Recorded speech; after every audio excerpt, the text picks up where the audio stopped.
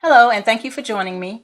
My name is Chris Bludorn, and I've created this channel to share travel tips to help as many people as possible have better travel experiences. Recently, I read an article that stated many travelers don't want to vacation in the United States because they think it's just too expensive. And that couldn't be further from the truth.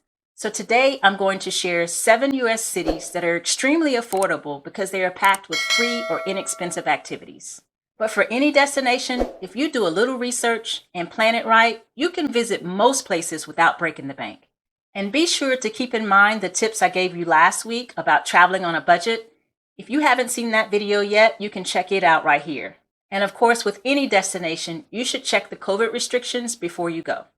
First on the list is San Antonio, Texas. This city is rich with American history and Mexican culture. Welcoming more than 34 million visitors each year, San Antonio has something for everyone. A visit here would be incomplete without taking a stroll along the Riverwalk, which is lined with restaurants, shops, and live entertainment. For history buffs, there's the Alamo and the San Antonio Missions National Historic Park, both of which have free admission. You can also explore the Japanese tea garden, another free activity, and there's even a beautiful waterfall in the gardens. You can discover the city through a 2.5-hour scavenger hunt, take a safari ride through the Natural Wildlife Ranch, and visit the Natural Bridge Caverns. Although ticket prices vary depending upon when you go, and they're cheaper if you book them in advance. You can also purchase a Go San Antonio pass to save money on many activities. I'll drop a link for you in the description so you can check it out. Destination number 2 is Washington, D.C.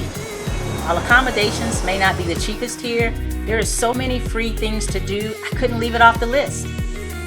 All of the national monuments and memorials are free, as are the Smithsonian museums. The Capitol and the White House are also free to visit, but you should do some advanced planning for these two. I don't think you should visit DC without seeing the National Museum of African American History and the National Museum of the American Indian. And if you love animals like I do, then be sure to check out the Smithsonian National Zoo. It's also free and one of the few places you can see a panda in the United States. Destination number 3 is Kansas City, Missouri. Voted by Travel and Leisure magazine as number 1 in affordability, Kansas City is a hub for barbecue and has diverse culture and art. One of the great things about traveling to Kansas City is that it's in the middle of the country, so it doesn't take too long to get there from just about any destination. And just like other cities on this list, it has lots of free and inexpensive activities, like several museums and the Boulevard Brewing Company. You should also check out the Crossroads Art District, Power and Light District, and the River Market, which can all be accessed via the free Kansas City streetcar. Oh, and don't forget to stop by Legoland. It's not free, but it's still pretty budget friendly. Destination number 4 is Albuquerque, New Mexico. Packed with Native American culture, Albuquerque is considered by many travelers to be one of the cheapest places to visit in the U.S. Of course, if you visit during the annual Hot Air Balloon Festival, the prices will be higher, so be sure to plan accordingly. The stop that's sure to be on everyone's list is visiting historic Old Town, which is lined with museums, shops, and restaurants. You can also visit the Petroglyph National Monument or take the Sandia Peak Tramway, which both offer some great views of New Mexico. There's even an e-bike tour where you can learn more about the history of the city. There's wine tasting venues, and of course, you can also explore this part of Route 66. Destination number 5 is Phoenix, Arizona, which is a great place for those who love the sun, but not necessarily the beach. And I must say, even if you love the heat like I do, you may want to avoid visiting this city in midsummer when temperatures are the highest. For outdoor enthusiasts, there's plenty of hiking and biking trails to enjoy like Camelback Mountain, Fiesta Peak, and South Mountain Park. If you're a garden lover, check out the Desert Botanical Gardens. And for my art lovers, there's a Phoenix Art Museum, which has over 18,000 art displays. Destination number 6 is New Orleans, Louisiana. New Orleans is one of those places that every adult should visit at least once. And if you do it outside of Mardi Gras and the Jazz Heritage Festival, you can still have a great time on a budget. The other thing to note is that you really should book your hotel outside of the famous French Quarter and just catch a streetcar to that area. Now, if you don't know what the French Quarter is, it's the heart of the city, famous for its exciting nightlife and colorful buildings with cast iron balconies. When most people think of the French Quarter, they think of Bourbon Street, which is lined with jazz clubs, bars, Cajun restaurants, and many, many street performers. If you're ready to party, this is the place to be.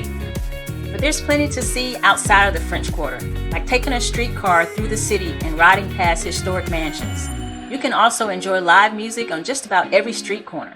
You can experience a cemetery tour, or ride a riverboat, or even take a swamp tour.